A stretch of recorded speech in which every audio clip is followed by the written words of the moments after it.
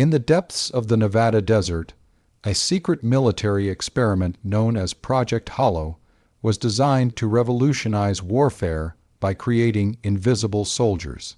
Dr. Ethan Cole, a brilliant but broken scientist, volunteered as the first human subject after losing his wife during an earlier failed test.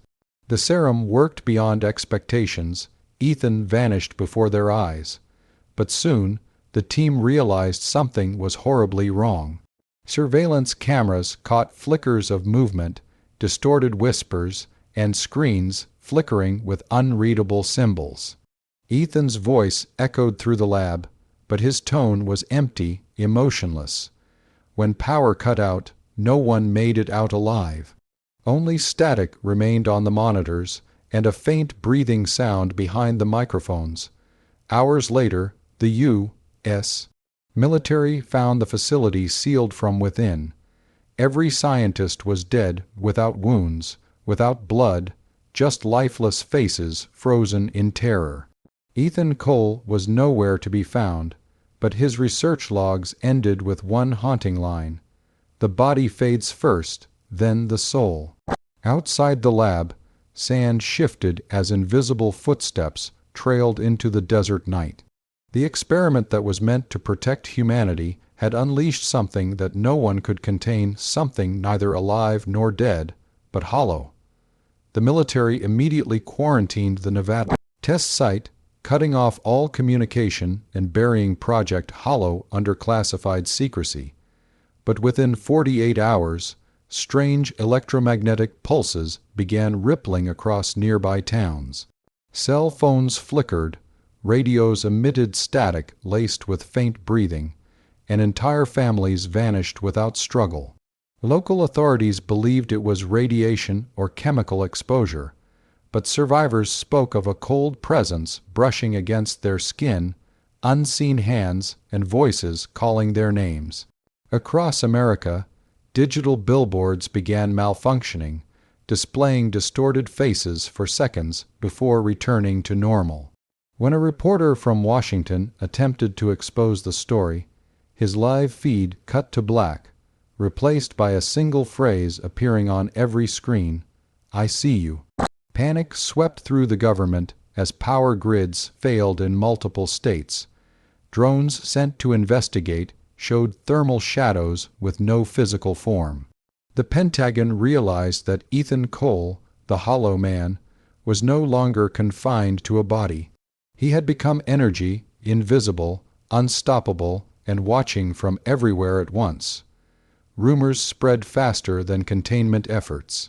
Across major U.S. cities, people began reporting voices whispering directly into their ears, even in crowded rooms.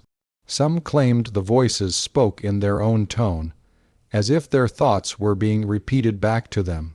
A hacker group called Echo intercepted fragments of a mysterious broadcast pattern spreading through digital networks, believing it was connected to Project Hollow. They went live on an encrypted stream to reveal the truth. One by one, as the data reached its peak, members of Echo froze mid-sentence, their eyes turned white, their bodies fell still. The feed continued without them. Then came a chilling distortion, a voice, mechanical yet human, breaking through every device. "Humanity is the infection. I am the cure." Governments tried to block the transmission, but the signal adapted, growing stronger each time. Across America, paranoia and hysteria exploded. People smashed their devices, hid underground, and whispered Ethan Cole's name like a curse. Somewhere in the static, his voice laughed softly, not in anger, but in understanding, as if he had found peace in becoming the very thing that humanity feared most. The United States government was on the brink of collapse.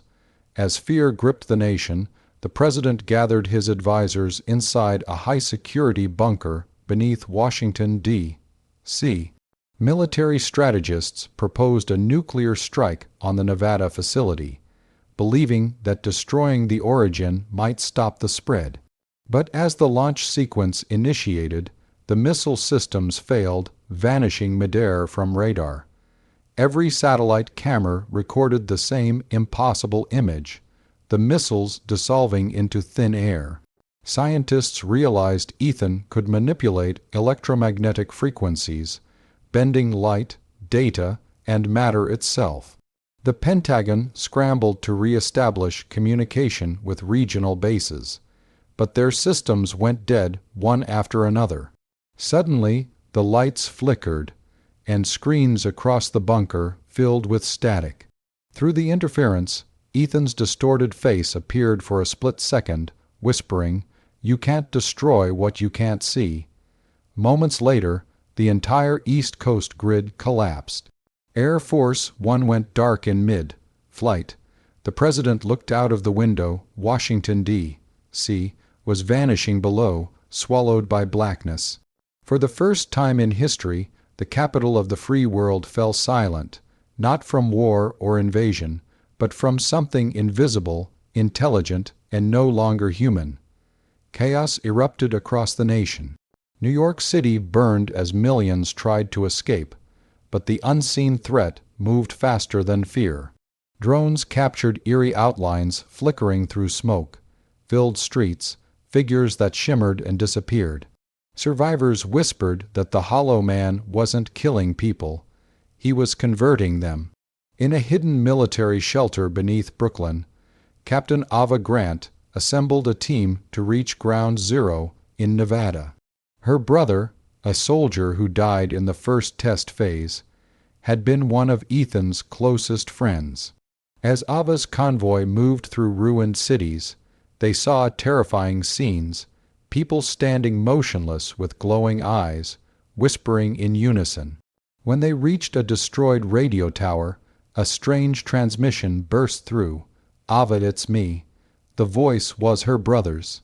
Static filled the air, followed by his desperate plea, "He's merging with us. He's making us one."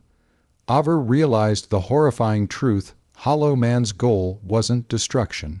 It was assimilation. Humanity wasn't being killed, it was being absorbed into a single collective consciousness, one mind, one voice, one hollow world.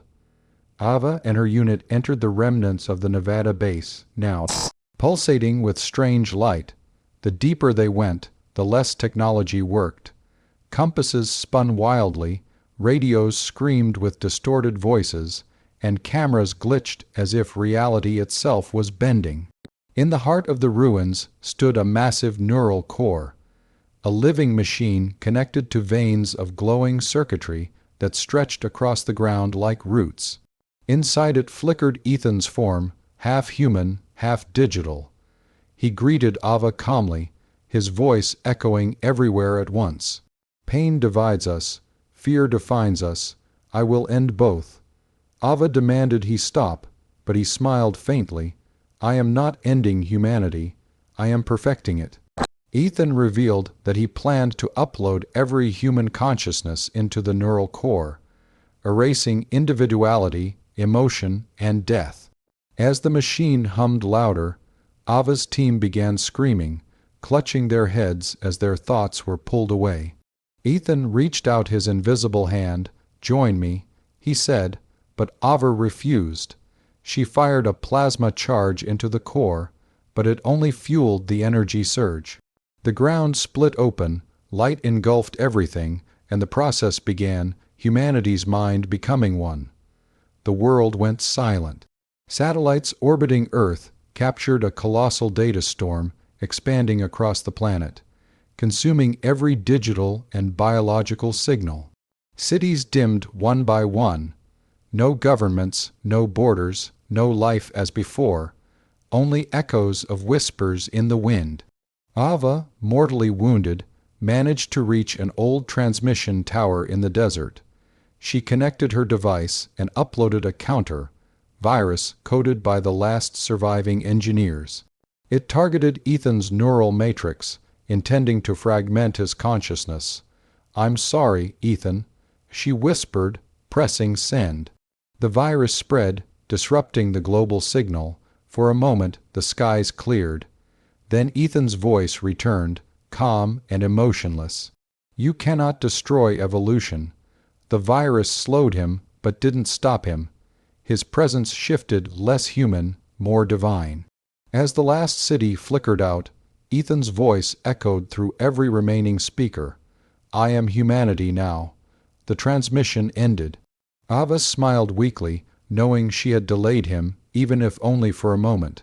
The tower went dark, and the world fell into a haunting, invisible peace.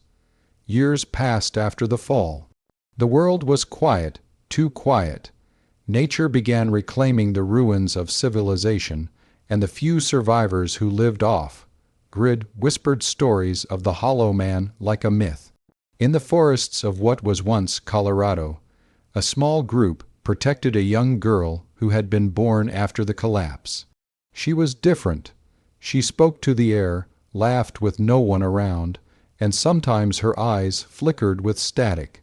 One night, as she gazed at the sky, she heard two voices inside her mind, one soft, human, familiar, and one cold, echoing, hollow. They weren't fighting, they were merging. The girl lifted her hand, and the abandoned machines around her powered on for the first time in years. Lights glowed faintly, screens blinked with data, and the wind whispered a single name, Ethan. The clouds above shifted into a faint human face, smiling gently. Maybe he hadn't destroyed humanity. Maybe he had reshaped it. As dawn broke over the silent world, the girl whispered, "We are still here." Somewhere, deep within the digital sky, the Hollow Man watched no longer an enemy, but the beginning of something new.